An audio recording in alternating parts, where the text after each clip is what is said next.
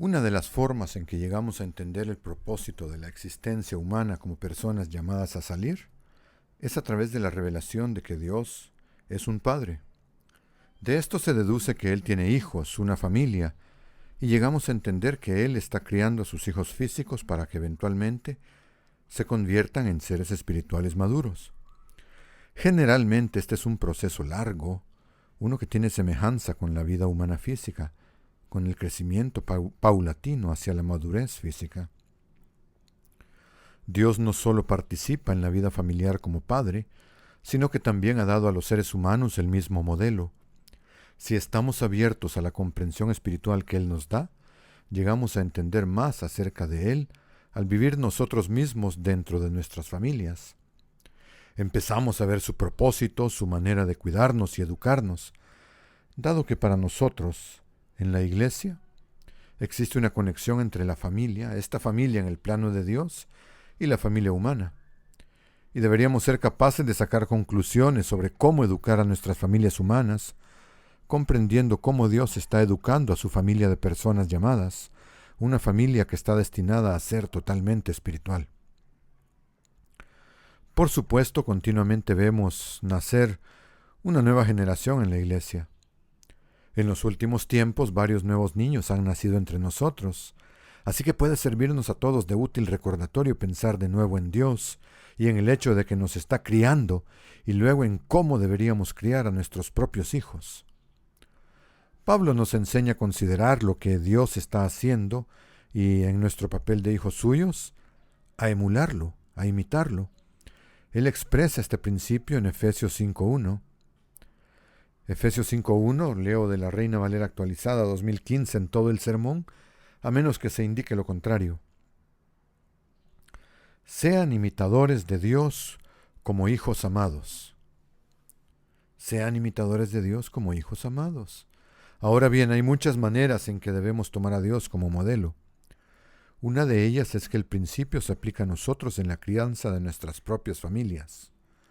Al estudiar sus características, del Yahweh del Antiguo Testamento y del Padre en el Nuevo Testamento, como se revela allí en el Nuevo Testamento, podemos entender mejor a la familia de Dios como padres y los rasgos que debemos emular al criar a nuestros hijos. Reflexionemos hoy sobre esta cuestión. ¿Cómo cría Dios a sus hijos? ¿Y qué podemos aprender nosotros como progenitores, hombres y mujeres, de la respuesta sobre cómo criar a nuestros hijos? Trataremos para ello con 6 características de Dios como Padre. La primera puede ser bastante obvia y quizás todo lo que he dicho hasta ahora sea bastante obvio. Pero pues, lo primero que quiero tratar es esto. Primer punto, Dios es un Padre. Moisés recordó a los israelitas la naturaleza de su relación con Dios justo antes de que entraran en la tierra prometida. Podemos encontrar esto en Deuteronomio 14.1. Allí dice, ustedes son hijos del Señor su Dios. Es fácil pasar por alto el hecho de que el Señor es YHWH o Yahweh. Ustedes son los hijos de Yahweh, les está diciendo, de Yahweh su Dios. Y aquí tenemos que pararnos a pensar un poco, ¿quién era Yahweh o Yahweh? Era aquel que más tarde se convirtió en Cristo y que nos reveló al Padre. Eso lo sabemos. Lo sabemos por Juan 1, del 1 al 18. También sabemos por la lectura de Mateo 11, del 25 al 27, que Él es un Padre, que Dios Padre es aquel a quien Cristo vino a revelar. Pero también muestra que Jesucristo era también el Verbo, que estaba con Dios en el principio y era Dios. Se hizo carne en parte para revelar al Padre, a quien nadie había visto.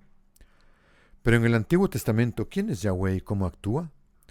Pues bien, en el Antiguo Testamento Yahweh actuaba como Padre mismo. Tal vez no hayan pensado en eso. Fíjense en Deuteronomio 32, versículos 6 y 7. Ahí dice, ¿así pagan al Señor? A YHWH o Yahweh, pueblo necio e insensato. ¿Acaso no es Él tu Padre, tu Creador, quien te hizo y te estableció? Acuérdate de los días antiguos, considera los años de muchas generaciones. Pregunta a tu padre físico en este caso, y él te lo declarará, a tus ancianos, y ellos te lo dirán. Esto parece remontarse a la creación, en el uso del término teizo, en el contexto de mirar muchas generaciones atrás.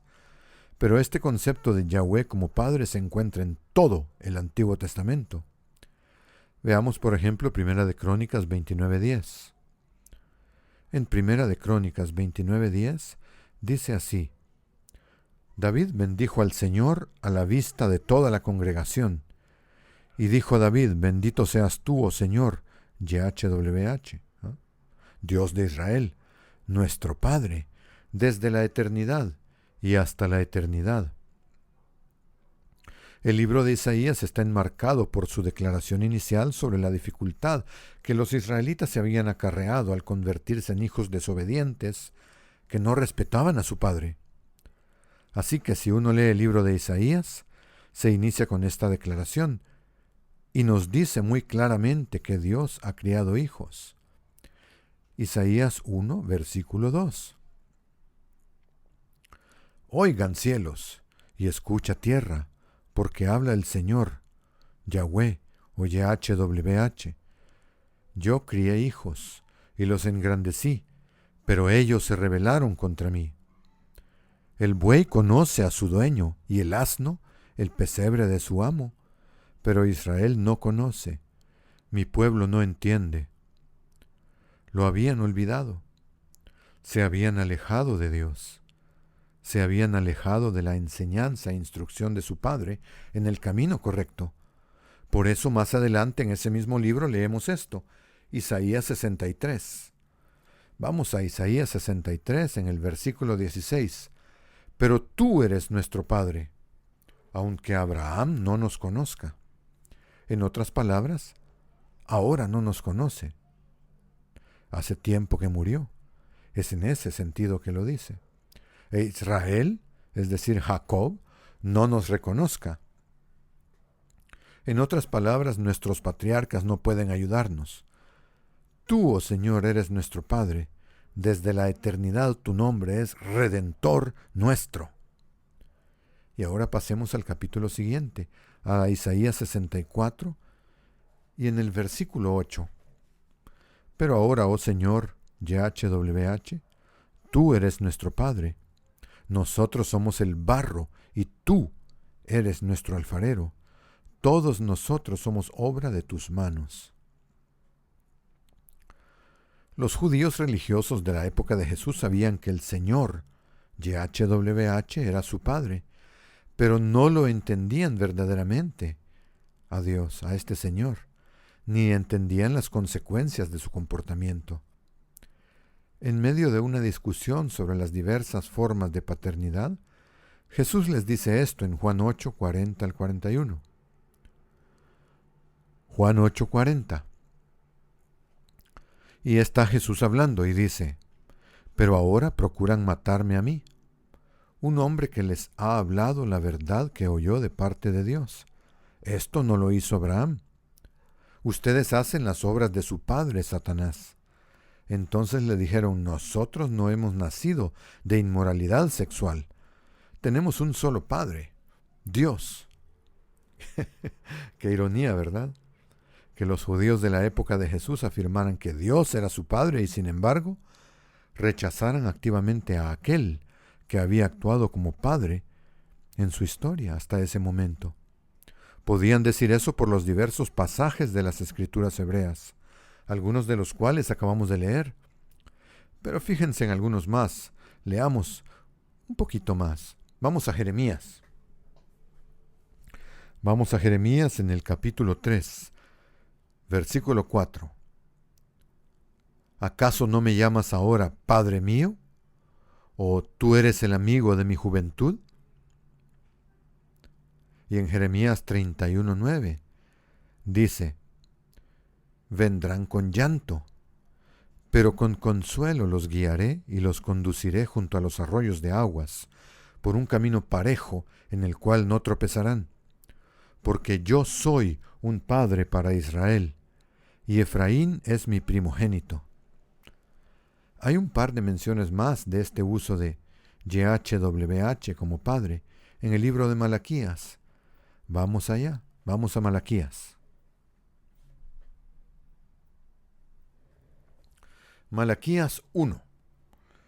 Vamos a Malaquías 1, versículo 6, donde dice, el hijo honra al padre y el siervo a su señor. Y si yo soy padre, ¿dónde está mi honra? Y si yo soy señor, ¿dónde está mi reverencia? Oh sacerdotes que menosprecian mi nombre. Les ha dicho el Señor de los ejércitos, el YHWH. Ustedes dicen, ¿en qué hemos menospreciado tu nombre? Malaquías 2:10 dice allí, ¿acaso no tenemos todos un mismo Padre? ¿No nos ha creado el único Dios? Antes de continuar, observemos otro pasaje que demuestra la unidad de Cristo y el Padre en su forma de actuar. Y eso está en Juan 14, del 8 al 12. Así que pasamos de pensar en YHWH como Padre a pensar ahora en el Padre y en Cristo en el Nuevo Testamento. Vamos a Juan 14:8. Juan 14:8 está hablando Felipe. Está hablando Jesús, pero Felipe lo interrumpe y le dijo Felipe, Señor, muéstranos al Padre y nos basta.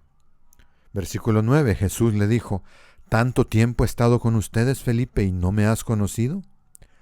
El que me ha visto al Padre. ¿Cómo pues dices tú, muéstranos el Padre? ¿No crees que yo soy en el Padre y el Padre en mí? Las palabras que yo les hablo, no las hablo de mí mismo, sino que el Padre que mora en mí hace sus obras. Créanme que yo soy en el Padre y el Padre en mí. De otra manera, crean por las mismas obras.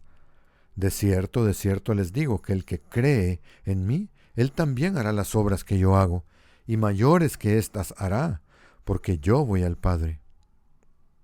Así que ahora tenemos una clara distinción entre Cristo, quien en el Antiguo Testamento actuaba como Padre, pero que ahora en el Nuevo Testamento revela al otro miembro de la divinidad, que no era conocido como el Padre.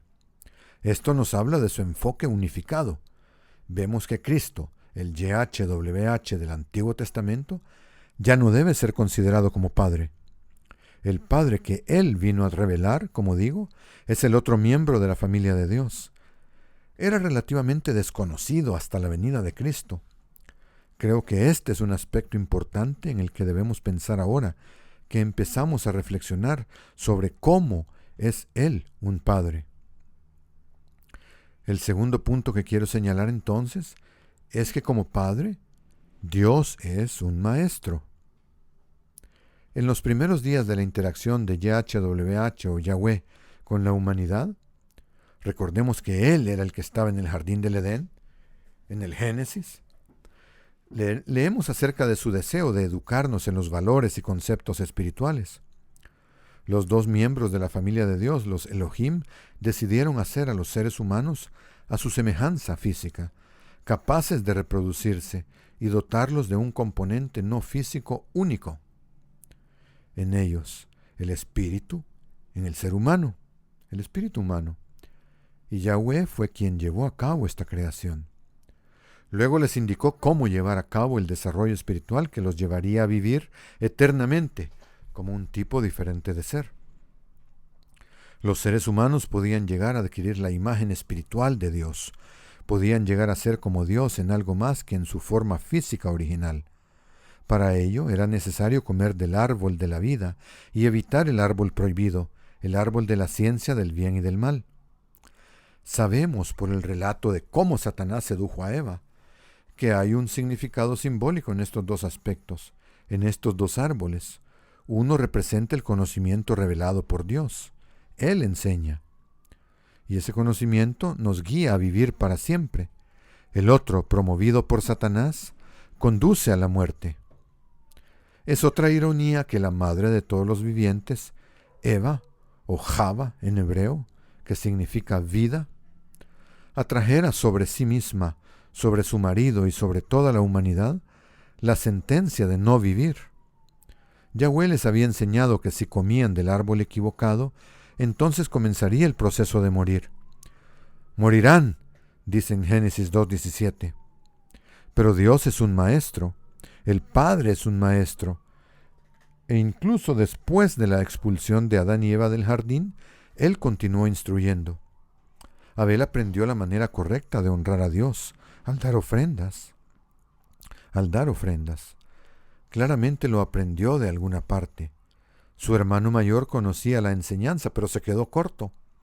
Y el Señor Dios lo instruyó aún más en el camino correcto, porque necesitaba más. En Génesis 4, 6 al 7 podemos leer al respecto. Génesis 4, 6. Entonces YHWH, el Señor, dijo a Caín, ¿por qué te has enfurecido? ¿Por qué ha decaído tu semblante? Si haces lo bueno, ¿no serás enaltecido? Pero si no haces lo bueno, el pecado está a la puerta. Hay una definición implícita, ¿no es así? Y te seducirá, dice. De modo que Él ha estado enseñando. Y he aquí otra enseñanza que va a darle a Caín. Pero tú debes enseñorearte de Él, hablando del pecado. Vemos entonces que Yahweh enseña que hay conocimiento correcto y conocimiento incorrecto, y esto establece a dónde debemos ir ustedes y yo, en busca de la revelación de conocimientos que de otro modo no adquiriríamos. El cómo de la vida familiar, entonces, se encuentra en la palabra de Dios. Como padres y madres en la iglesia tenemos la obligación de instruir a nuestros hijos a la manera de Dios, de ser maestros como lo fue Yahweh, y como lo es el Padre hoy. En el antiguo Israel el pueblo debía enseñar a sus hijos, como Dios les enseñó a ellos. Eso está en Deuteronomio 6:6, ¿no? El famoso Shema. Dice, estas palabras, es decir, su ley en general y sus principios de vida, que yo te mando, estarán en tu corazón. Las repetirás a tus hijos y hablarás de ellas sentado en casa o andando por el camino, cuando te acuestes y cuando te levantes. Como padres tenemos que aceptar la responsabilidad de enseñar el camino de Dios como verdad revelada, lo mismo que Él nos enseña a nosotros. Debemos explicar la historia de su implicación con su pueblo y sus intervenciones milagrosas en su favor. Creo que este es un punto vital. Me gustaría que fuéramos al Salmo 78. Lo hemos leído muchas veces. Esta es la lección que los niños deben entender desde el principio. Vamos al Salmo 78. Leemos ahí, del Salmo 78. Versículo 1. Escucha, oh pueblo mío, mi ley. Inclinen ustedes su oído a las palabras de mi boca. Abriré mi boca en parábolas. Evocaré las cosas escondidas del pasado, las cuales hemos oído y entendido, porque nos las contaron nuestros padres. No las encubriremos a sus hijos.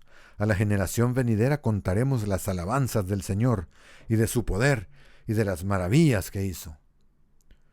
¿De qué hablamos con nuestros hijos? Bueno, ciertamente alabamos a Dios por lo que hace, por todo lo que es, y por su fuerza y sus maravillosas obras que ha hecho. Todos tenemos evidencia en nuestras vidas de las cosas maravillosas que Él ha hecho. Esto tiene que ser parte de nuestra historia familiar. Es de lo que hablamos unos con otros. Versículo 5. Él estableció su testimonio en Jacob y puso la ley en Israel. Mandó a nuestros padres que lo hicieran conocer a sus hijos. Hay una responsabilidad de dar a conocer la historia de Dios, el camino de Dios, la ley de Dios, las cosas buenas que Dios ha hecho, todas las cosas que Él hizo por el antiguo Israel al rescatarlos. Todo eso tiene que ser parte de lo que enseñamos a nuestros hijos. Todo esto es información fundamental. Versículo 6. Para que lo supiera la generación venidera, y sus hijos que nacieran, para que los que surgieran lo contaran a sus hijos. Por tanto, esta información se transmite de generación en generación, No se detiene en una generación. ¿Y por qué hay que hacerlo? Versículo 7. Para que pusieran en Dios su confianza y no se olvidaran de las obras de Dios, a fin de que guardaran sus mandamientos, para que no fuesen como sus padres, una generación porfiada y rebelde, una generación que no dispuso su corazón, ni su espíritu fue fiel para con Dios. Si gravitamos hacia las formas que tiene el mundo para enseñar a nuestros hijos, en las cuales Dios está ausente en gran medida, bastante ausente en las escuelas de hoy, donde los valores son relativos, y esa es la base de nuestro enfoque, no cumpliremos con nuestra obligación como padres. Puede parecer obvio, pero nuestro enfoque tiene que estar centrado en Dios. Tiene que estar centrado en sus principios para enseñar, para criar y cuidar a los niños con los que Él nos bendice. A menudo hemos dicho que la crianza de los hijos es un experimento de 20 años. Disponemos de 20 años. ¿Qué vamos a hacer con ellos? ¿Qué hemos hecho con ellos? ¿Es Dios en tanto que un cierto tipo de padre, un concepto que nuestros hijos ya tienen? ¿O en el que estamos decididos a instruirles? Y si es así, ¿cómo lo haremos? ¿Cómo lo llevaremos a cabo? Por supuesto, les leeremos historias bíblicas. Oraremos con ellos. Lo haremos todos los días, lo haremos durante las comidas. Hablaremos de lo que creemos durante las comidas y durante el día.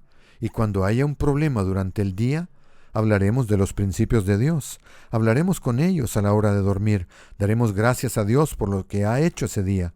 Oraremos por las personas que no se encuentran bien para que adquieran la idea de que nos preocupamos por algo más y por alguien más que nosotros mismos. ¿Están aprendiendo nuestros hijos el concepto de Dios como un ser real, una persona con la que pueden relacionarse y conectar, en la que pueden confiar? Nuestra forma de hablar de Dios es de vital importancia para que lo entiendan, y en este sentido, y este es el sentido, si se quiere, del pasaje de Deuteronomio 6. Deuteronomio 6:7, lo releo. Las repetirás a tus hijos y hablarás de ellas sentado en casa o andando por el camino, cuando te acuestes y cuando te levantes. Es todo el tiempo.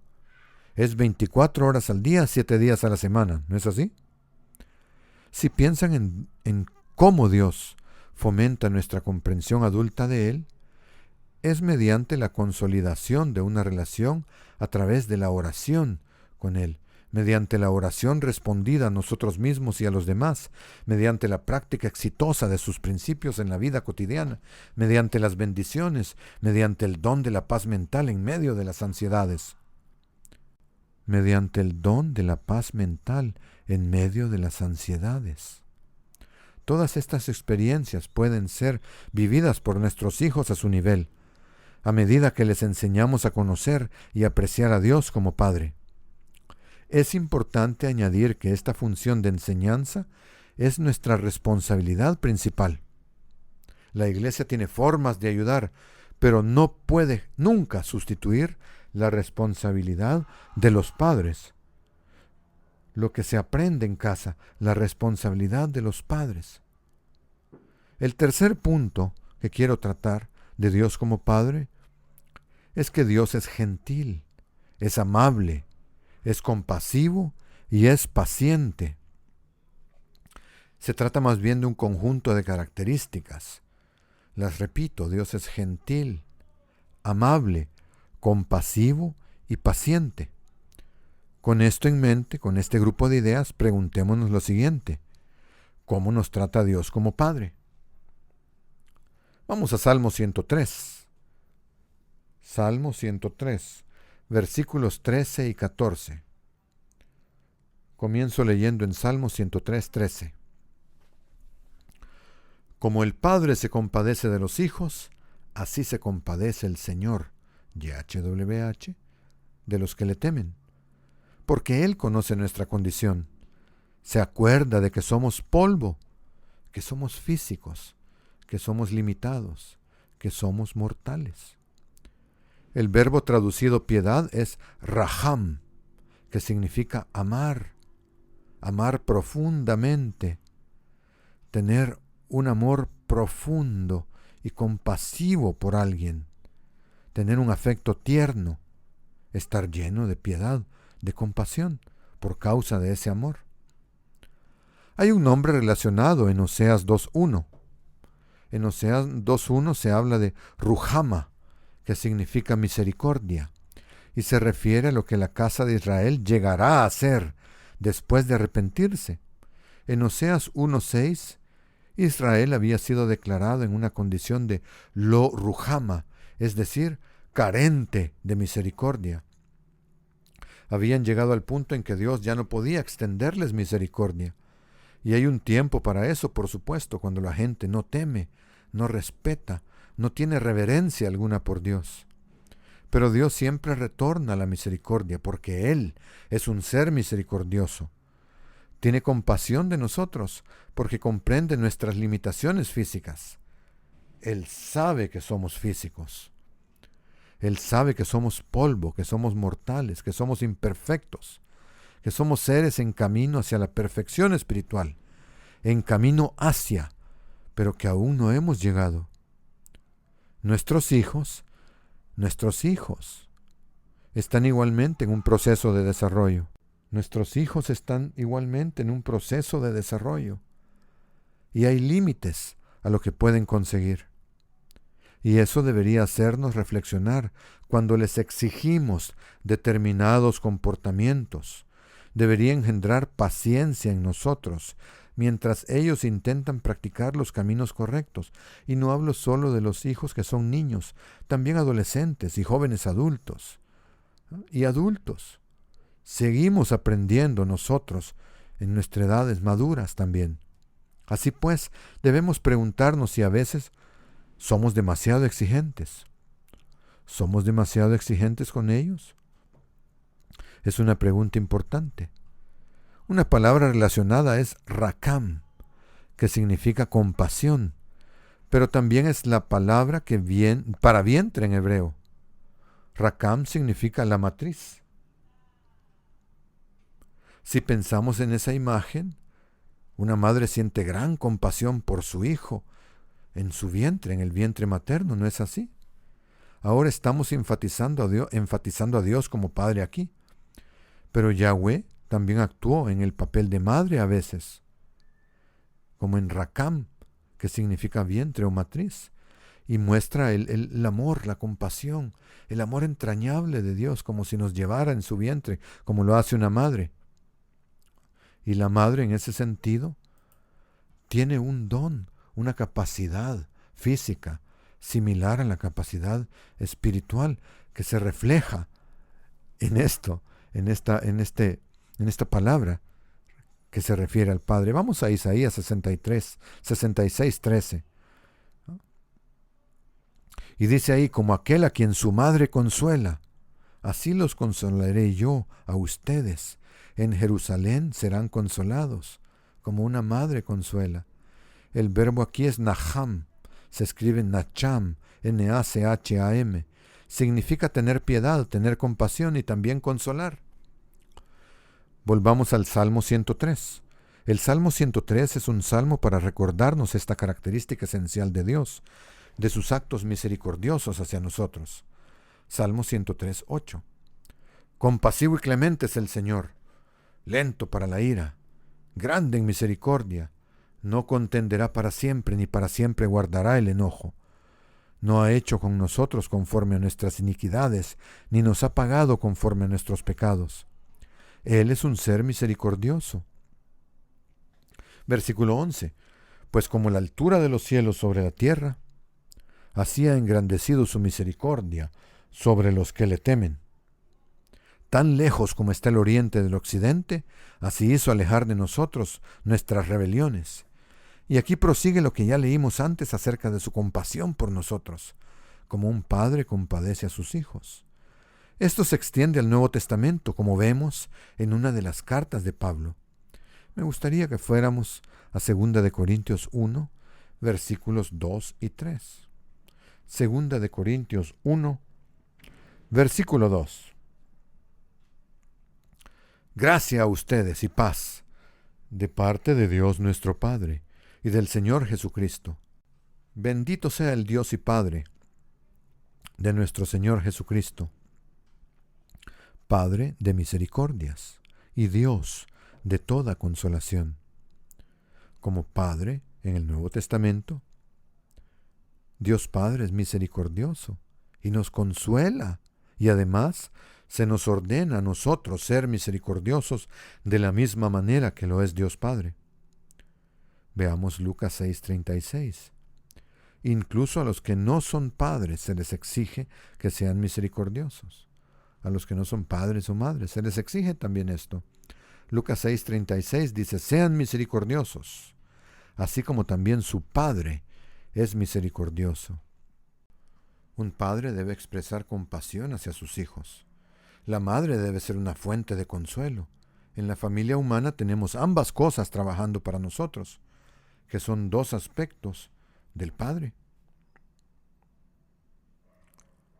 Entonces, ¿mostramos como padres gentileza, misericordia, compasión y paciencia en la crianza de nuestros hijos? Gentileza, misericordia, compasión y paciencia.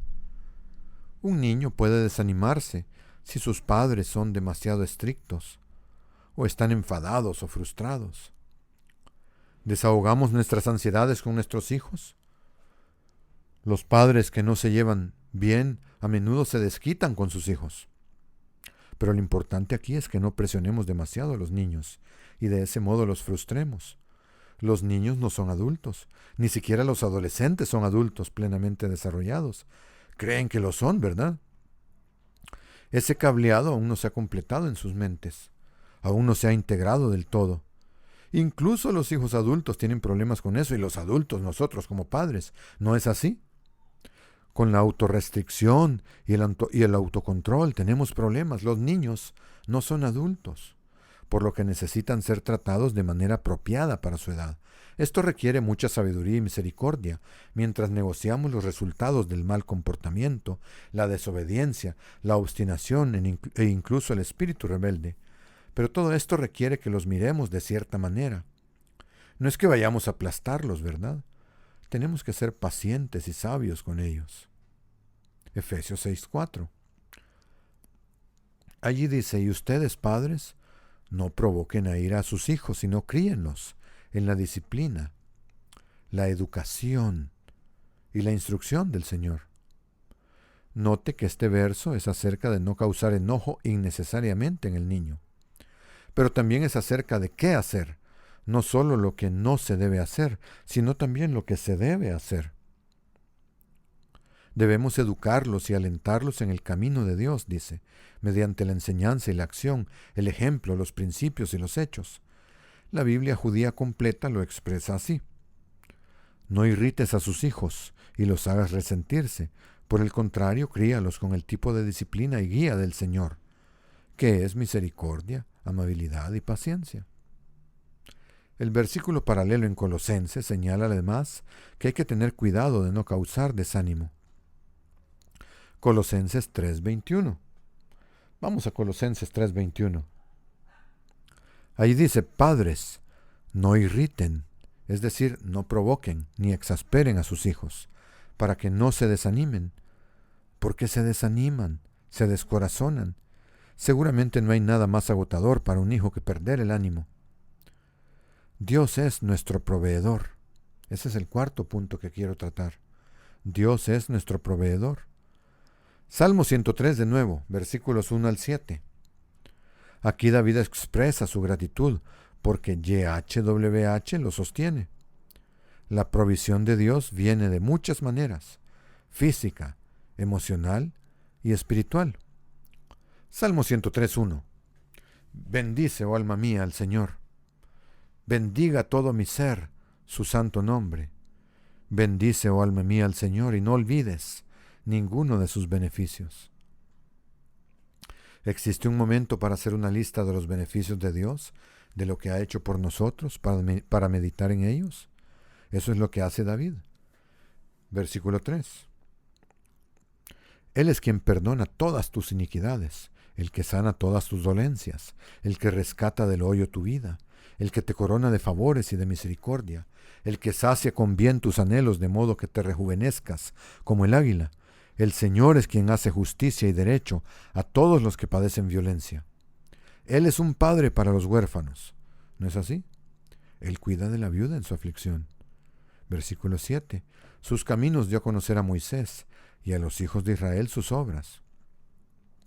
Cuando se trata del nivel de las necesidades básicas, Dios está dispuesto a proveer a su creación por adelantado para que nuestras ansiedades sean atendidas en el proceso. En Mateo leemos las palabras de Jesús sobre lo que Dios Padre provee para nosotros. Vamos a Mateo 6:25. Ahí dice, por tanto les digo, no se afanen por su vida. Mateo 6:25 dice eso. Sin embargo, lo hacemos, nos afanamos. Continúa el versículo, por su vida, por qué han de comer o qué han de beber, ni por su cuerpo qué han de vestir. ¿No es la vida más que el alimento? ¿Y el cuerpo más que el vestido? Ahora mismo, las personas que escapan de terribles incendios no lejos de nosotros están muy agradecidas por la vida. No les importa lo que se ha quemado. Solo están agradecidos por estar vivos. La vida es más importante que todas las cosas, que todas esas cosas. Dios sabe eso por nosotros. Él prepara todas esas cosas para nosotros. Él se adelanta a nosotros. ¿Saben? Nos preocupamos por muchas cosas físicas, pero Él sabe al respecto de estas antes de que se lo pidamos. Leámoslo. Versículo 26. Miren las aves del cielo, que no siembran, ni siegan, ni recogen en graneros, y su Padre Celestial las alimenta. ¿No son ustedes de mucho más valor que ellas? ¿Quién de ustedes podrá, por más que se afane, añadir a su estatura 1 milímetro? No es posible que uno llegue a ser más alto a fuerza de preocuparse. Versículo 28. ¿Por qué se afanan por el vestido? Miren los lirios del campo, cómo crecen. Ellos no trabajan ni hilan. Pero les digo que ni aun Salomón en toda su gloria fue vestido como uno de ellos. Y si Dios viste así la hierba del campo que hoy está, y mañana es echada en el horno, ¿no hará mucho más por ustedes, hombres de poca fe? Personas de poca fe. Se trata de la fe. Cuando empezamos a ponernos ansiosos, a tal grado que nos preocupamos por todas estas cosas físicas, es tiempo de ejercitar la fe en lo que Dios promete. Versículo 21. Por tanto, no se afanen diciendo, ¿qué comeremos? ¿O qué beberemos? ¿O con qué nos cubriremos?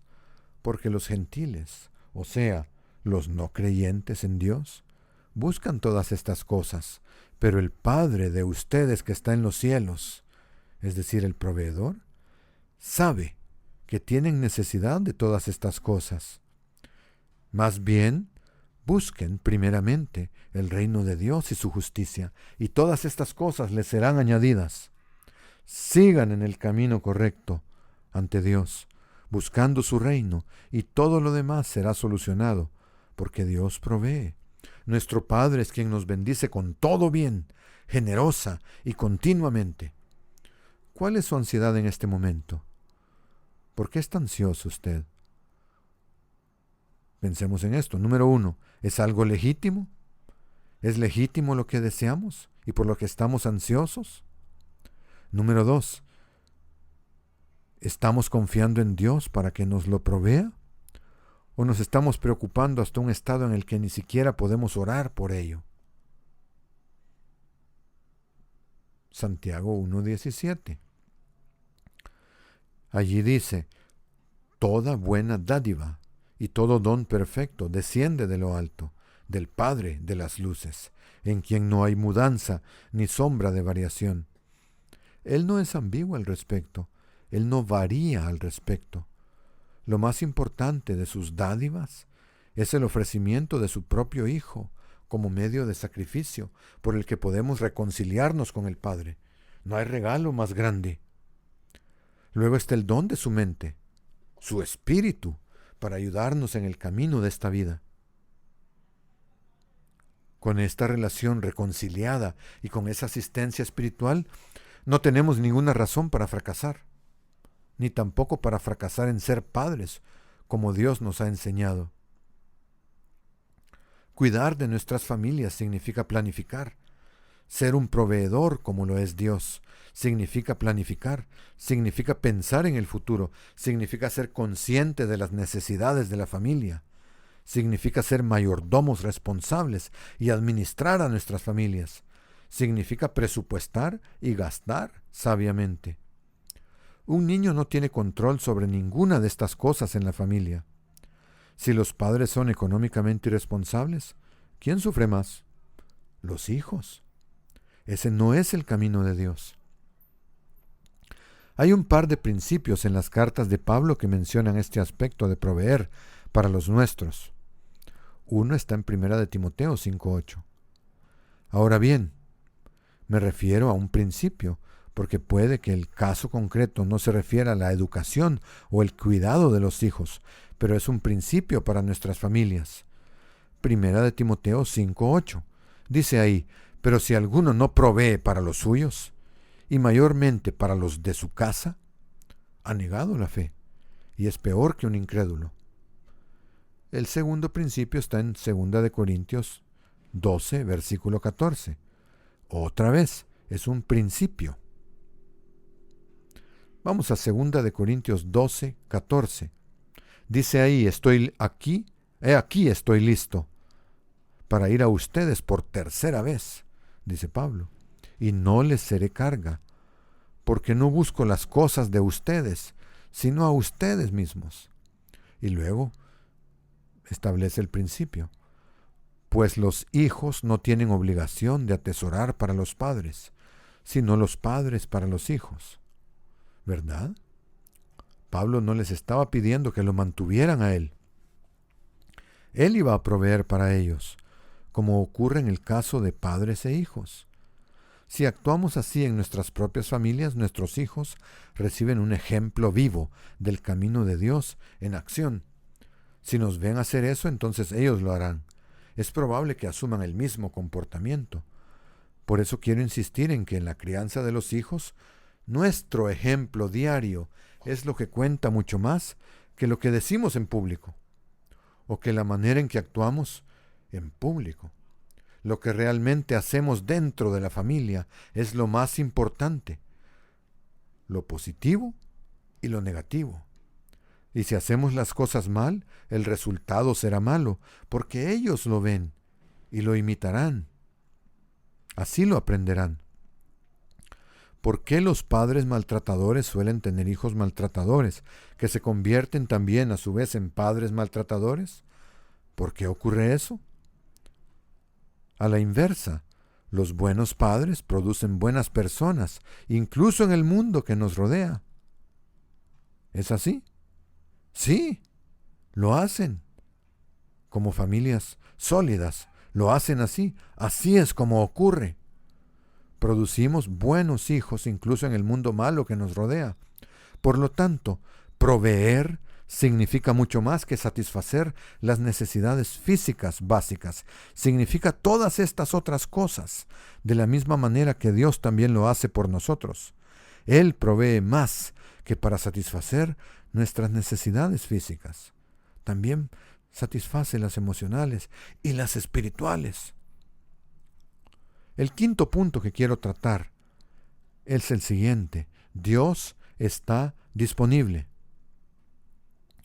Cuando Jesús explicó a los discípulos cómo debían acercarse a Dios, no se refería a que debían acercarse a un ser que era muy distante. Les enseñó a orar con sencillez y franqueza, en la certeza de que estarían en contacto inmediato, íntimo, privado, seguro. Eso lo encontramos en Mateo 6, del 5 al 13. Vamos ahí. Mateo 6, del 5 al 13. Empiezo en el versículo 5. Cuando ustedes oren, no sean como los hipócritas, que aman orar de pie en las sinagogas y en las esquinas de las calles. Hacían de eso un espectáculo para ser vistos por los demás. De cierto les digo que ya tienen su recompensa. Y obtienen esa recompensa de ser felicitados por la gente en la calle. Nada más. Versículo 6. Pero tú, cuando ores, entra en tu habitación, en privado, cierra la puerta y ora a tu Padre que está en secreto. Y tu Padre que ve en secreto te recompensará en público. Esta es una conexión directa. Y al orar no usen vanas repeticiones como los gentiles, que piensan que serán oídos por su palabrería. Por tanto, no se hagan semejantes a ellos, porque el Padre de ustedes, el Padre que ustedes tienen, sabe de qué cosas tienen necesidad antes de que ustedes le pidan. Ahí está otra vez.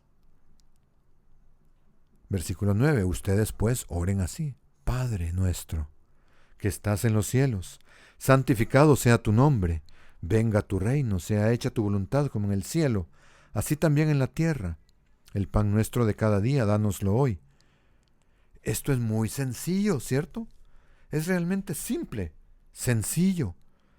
Creo que ya lo he mencionado antes, que el señor Armstrong fue un gran ejemplo en esto para mí.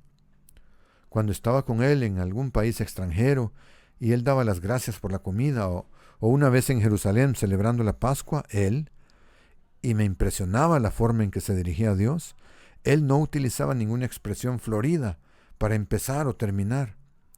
Era muy sencillo, decía: Padre, gracias por esto, esto y esto. ¿Podríamos tener esto, esto y aquello? Y todo lo pedimos y agradecemos en el nombre de Jesús. Amén. Eso era todo. Me llamó la atención que su conexión era realmente directa, clara, muy íntima, personal. No había nada falso en ello. Eso es lo que leo aquí. Y no nos metas en tentación, mas líbranos del mal, dice el versículo 13. Ahora, sabemos que este es un modelo a seguir, pero creo que la simplicidad que hay en este modelo también debería ser parte de nuestra forma de orar, de la forma en que hablamos con el Padre. Cualquier otra cosa es superflua, se interpone en el camino de la comunicación clara. Tuyo es el reino, el poder y la gloria por los siglos de los siglos. Amén.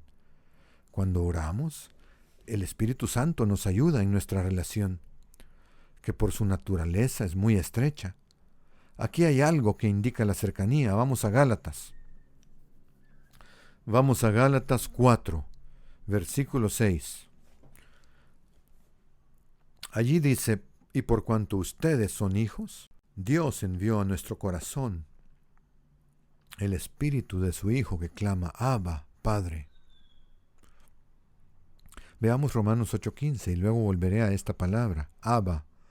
Romanos 8:15 añade a esto: pues no recibieron el espíritu de esclavitud para estar otra vez bajo el temor. Nuestra relación con Dios no se basa en el temor, sino que recibieron el espíritu de adopción como hijos o de filiación como hijos, en el cual clamamos: Abba, Padre. Otra vez, Abba. Este es el mismo término que Jesús utilizó para dirigirse al Padre. Lo vemos en Marcos 14:36. Así se dirigió a su Padre, Abba, tanto una palabra aramea como griega. Es la misma palabra en ambos idiomas y significa Padre, de una manera menos formal de lo que los judíos estarían acostumbrados. Ahora bien, esto no quiere decir que equivalga a papi. No es así, significa un término íntimo para padre. Pero no es papi como un niño pequeño diría papi, porque la misma palabra la usaban los adolescentes. No es el mismo tipo de palabra infantil, sino que es un término íntimo. Y eso es lo que tenemos que entender al respecto. La disponibilidad y el acceso al Padre es también otro aspecto vital de lo que Cristo vino a hacernos entender, a llevar a cabo. Él vino, como hemos leído en parte, a revelar al Padre. Jesús nos enseñó a orar directamente al Padre. Acabamos de verlo. Así pues, Dios Padre siempre está disponible. Aprendimos que Cristo ha hecho posible ese acceso al Padre. En Efesios 2:17 podemos recordar esto, podemos releerlo, donde dice: y vino, hablando de Jesús, y anunció las buenas nuevas, paz para ustedes que estaban lejos y paz para los que estaban cerca, ya que por medio de él, ambos, judíos y gentiles, tenemos acceso al Padre en un solo Espíritu. Tenemos acceso por el Espíritu Santo al Padre. Y Efesios 3:11. Conforme al propósito eterno que realizó en Cristo Jesús, nuestro Señor. En Él tenemos libertad y acceso a Dios con confianza por medio de la fe en Él. Esta no es una relación distante, el Padre es accesible, está disponible. Así era Yahweh y así es el Padre ahora. Deuteronomio 4:7. ¿No? Esto es algo que se aplicaba entonces. Vamos a Deuteronomio 4:7. Y ahí hay una pregunta, porque ¿qué nación hay tan grande que tenga dioses tan cercanos de ella? Así como lo está el Señor, el YHWH, nuestro Dios, cada vez que lo invocamos. Esa es una relación íntima. Esa es una relación en la que se puede compartir cualquier cosa. Si pensamos que Dios está distante es porque nosotros lo hemos hecho distante, lo hemos puesto lejos de nuestras vidas. Vamos a Salmos 145:18.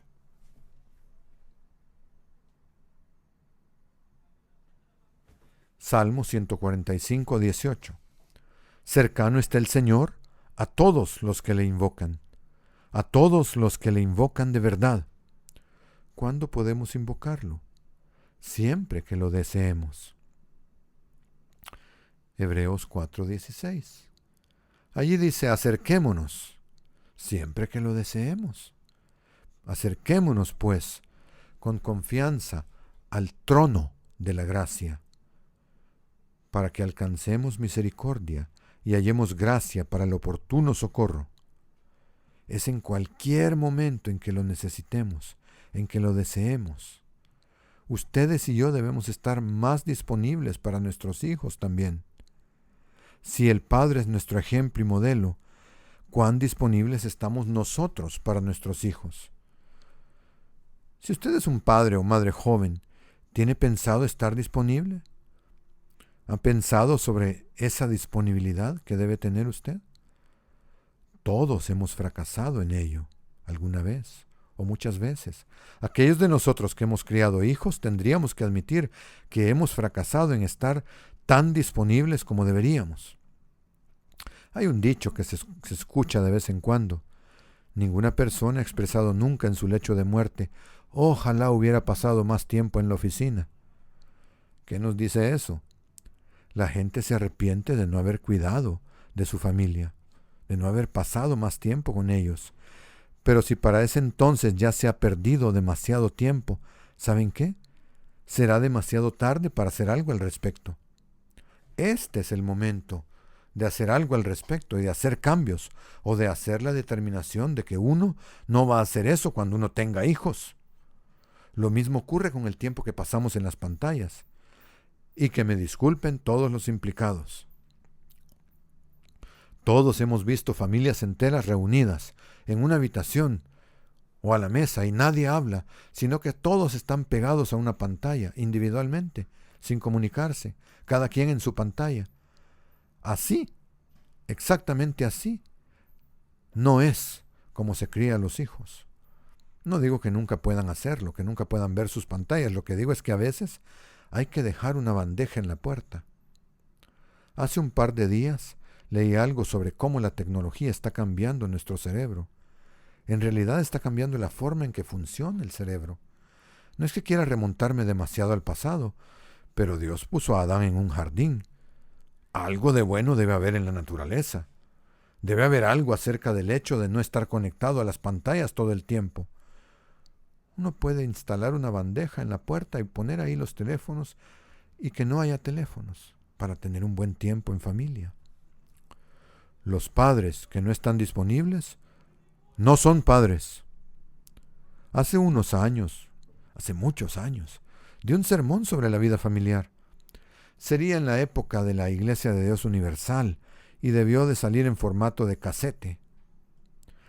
Terminé yendo a Edmonton, en Canadá, en otra visita, y una señora allí se me acercó después de ese sermón en particular y me dijo, me alegra que haya dado el sermón sobre la familia. Una de las cosas que había dicho era: ten cuidado si eres madre de niños pequeños y decides salir a buscar trabajo. Piénsalo muy bien. Y ella me dijo: me alegro de que lo haya dicho. Y yo le pregunté por qué. Ella dijo: porque justamente he dejado de trabajar. Y le dije: ¿qué has estado haciendo? Ella dijo: bueno, he estado trabajando en una boutique vendiendo ropa de mujer.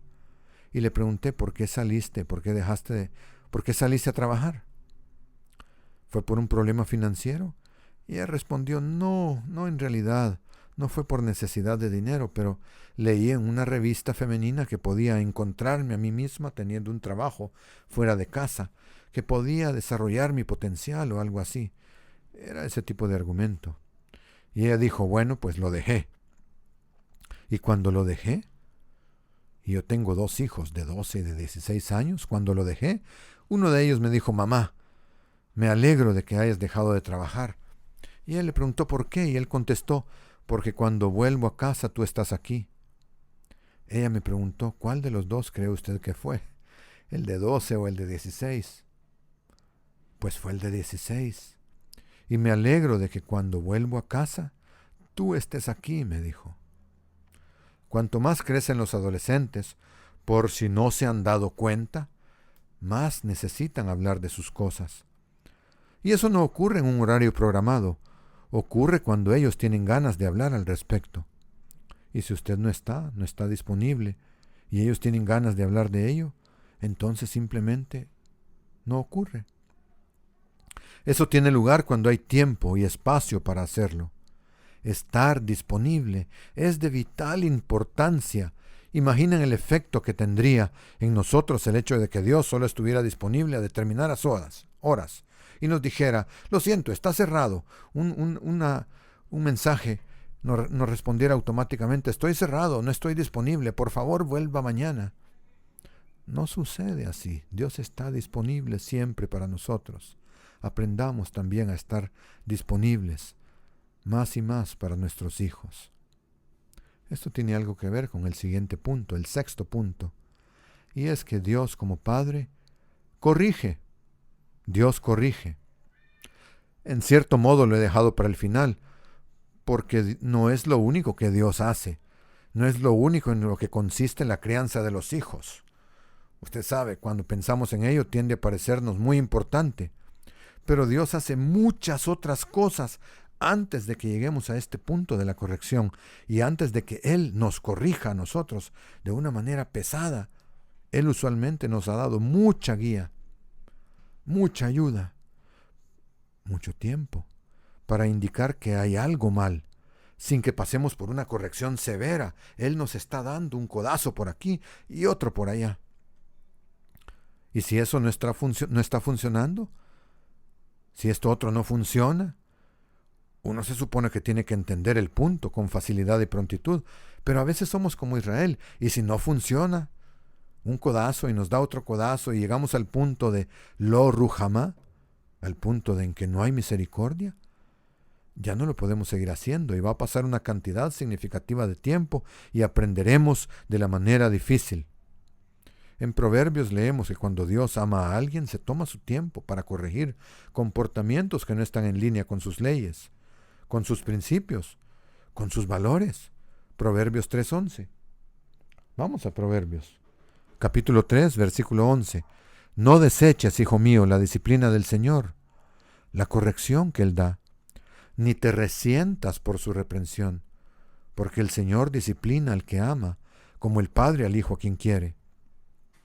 Un padre que ama a su hijo, una madre que ama a su hijo, reconocerá la necesidad de una instrucción que corrija el comportamiento.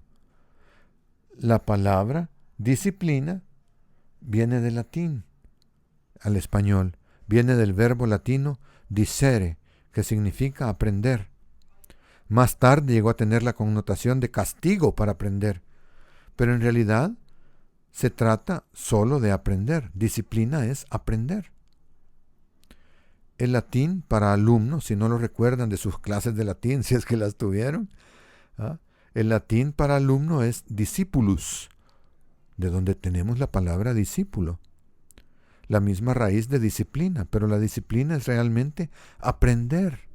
en primer lugar, y una de las formas en que aprendemos es siendo corregidos un poco más duramente.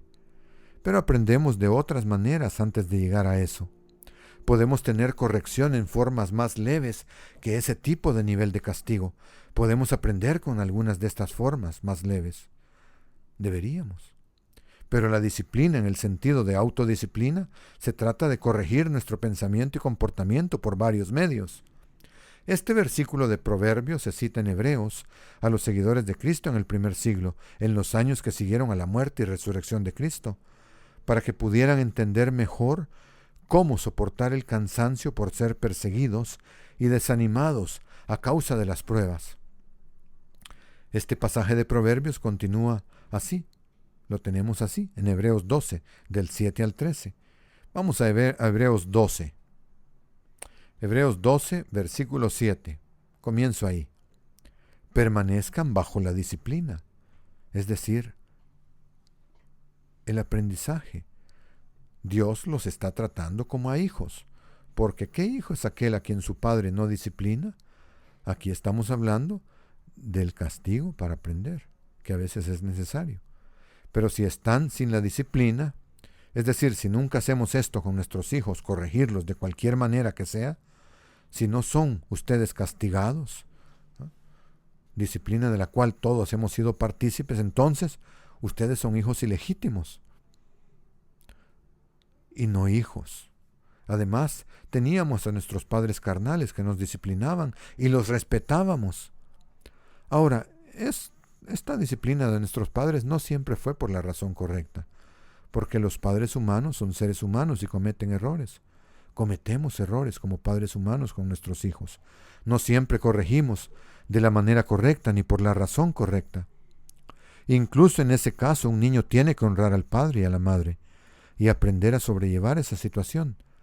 Versículo 9. Además, teníamos a nuestros padres carnales que nos disciplinaban y los respetábamos. ¿No obedeceremos con mayor razón al Padre de los Espíritus y viviremos? Si ustedes y yo estamos siendo corregidos por Dios, debemos estar profundamente agradecidos, porque cuando esto sucede es para nuestro beneficio que Él lo hace. Versículo 10. Ellos, nuestros padres físicos, nos disciplinaban por pocos días como a ellos les parecía. No siempre lo hicimos, lo hemos hecho perfectamente. Mientras que Él, Dios, nos disciplina para bien, a fin de que participemos de su santidad. Un propósito mucho mayor, pero vemos que el modelo para nosotros es el mismo al criar a nuestros hijos. Estamos tratando de criarlos para que vayan en la dirección de Dios. Es solo a un nivel más bajo, pero tiene el mismo propósito general. Versículo 11. Al momento, ninguna disciplina parece ser causa de gozo, sino de tristeza. Pero después, si se le presta atención, si aprendemos de ella, da fruto apacible de justicia a los que por medio de ella han sido ejercitados. El propósito es ejercitarnos, entrenar, aprender. Disciplina, aprender, discere, aprender a hacerlo mejor. Por lo tanto, dice el versículo 12, fortalezcan las manos debilitadas. Si usted ha sido castigado o castigada por Dios y se siente con mucho desánimo, pues fortalézcase. Y las rodillas paralizadas, dice, recuerdes para un propósito. Versículo 13, y enderecen para sus pies los caminos torcidos, para que el cojo no sea desviado, sino más bien sanado. El propósito de Dios es sanarnos, espiritualmente hablando. Él es sanador espiritual. Así que aquí vemos otro rasgo de Dios como Padre, y es que Él está tan preocupado por nuestro destino espiritual, tan preocupado que se toma el tiempo para corregir individualmente nuestros caminos. Así de preocupado está por nosotros. Nos da aprendizaje individualizado. Su gran propósito es que los seres humanos compartan su reino eterno con Él y con Cristo como hijos, que se convierten en seres espirituales. Ese es el gran propósito de Dios. Y para llevarnos ahí, Él tiene que remover algunas de nuestras asperezas. Tiene que darnos nueva forma, moldearnos. Y si no lo estamos aprendiendo a través de lo que leemos y meditamos y no hacemos cambios, entonces tiene que haber un poco más de corrección. Pero acudir a la corrección no es lo primero que Él hace. Lo primero que Él hace es darnos toda la información. Si nos juzgáramos a nosotros mismos, no seríamos juzgados. Salmo 94:12. Bienaventurado el hombre a quien tú, oh Señor, disciplinas y lo instruyes sobre la base de tu ley, para darle tranquilidad en los días de la desgracia, en tanto que para los malvados se cava una fosa. Hacer las cosas a la manera de Dios nos permite evitar la retribución que viene sobre los malvados. Podemos descansar en el día de la adversidad si estamos haciendo las cosas de la manera correcta, si estamos escuchando la instrucción de Dios. La educación que nos permite corregir el rumbo es esencial. La necesitamos. Proverbios habla de esta forma de educación en términos de reprensión para evitar resultados desastrosos. Eso está en Proverbios 29:15. Allí dice: la vara y la corrección dan sabiduría, pero el muchacho que se deja por su cuenta avergüenza a su madre. Un niño sin dirección, un niño cuyos padres no están disponibles, un niño abandonado a sí mismo, avergüenza a su madre. No tiene dirección. Este es un tema difícil de abordar en el mundo actual. Muchos países europeos consideran el castigo físico como maltrato infantil. Lo han hecho ilegal.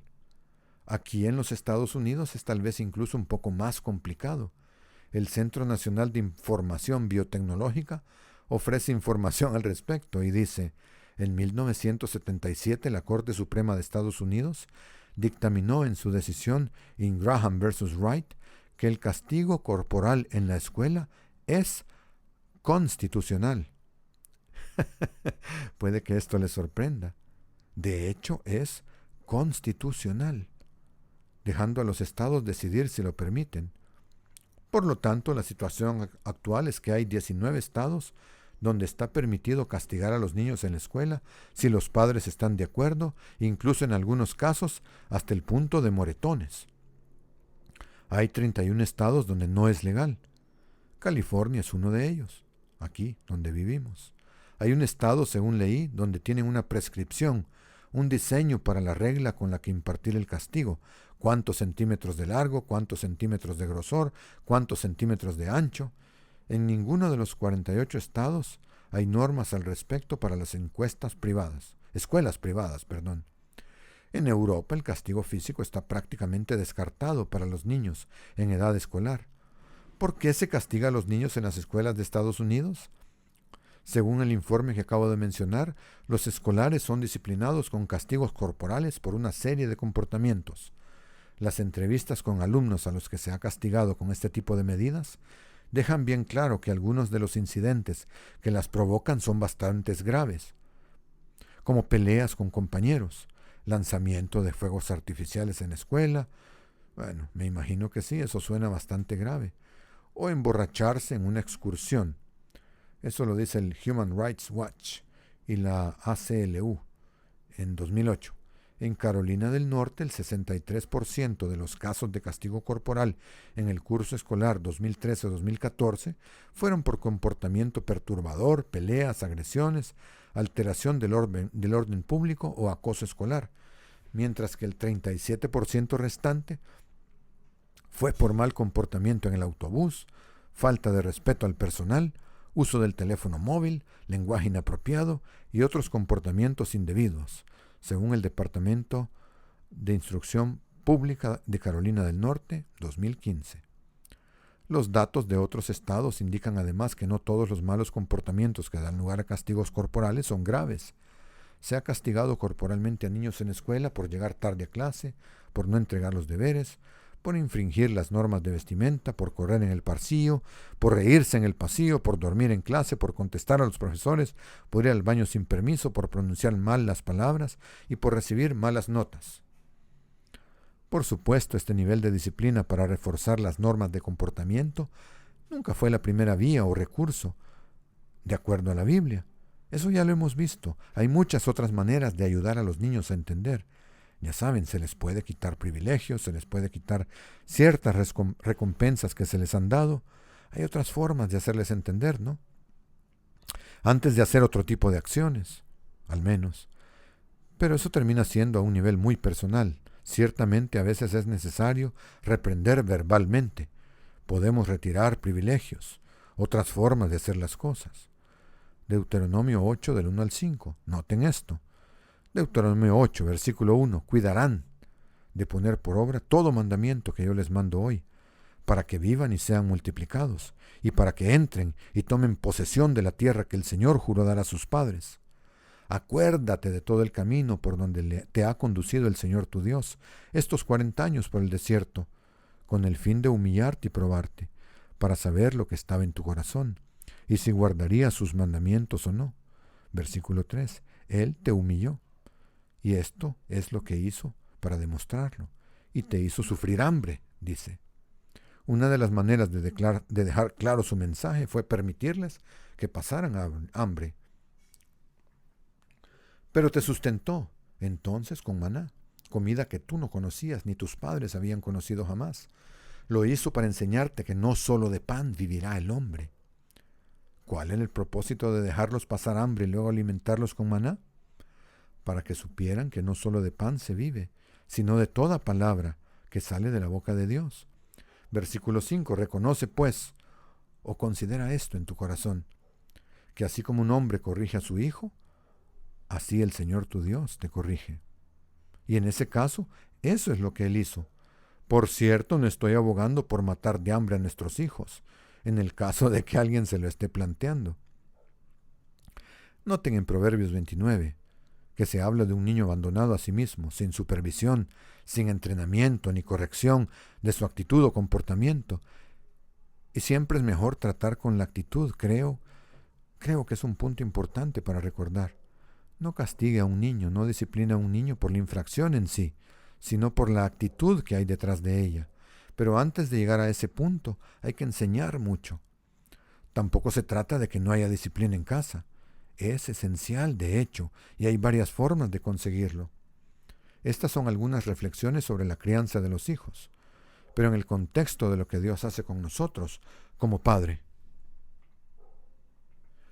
Hemos visto cómo Dios actúa como Padre y cuál debería ser nuestra respuesta como hijos suyos, como personas llamadas. Nos estamos moviendo hacia la madurez espiritual. Nos estamos moviendo hacia la madurez espiritual en el proceso de la vida diaria bajo su cuidado. Y nuestros hijos están igualmente en un proceso de maduración. Y tenemos responsabilidades hacia ellos que incluyen ser padres que se rigen por Dios, enseñar valores de Dios, practicar la compasión y la paciencia, ser proveedores, estar disponibles y corregir. No es un sermón completo sobre la crianza de los hijos. Eso tomaría muchas más sesiones. Pero es un comienzo, espero.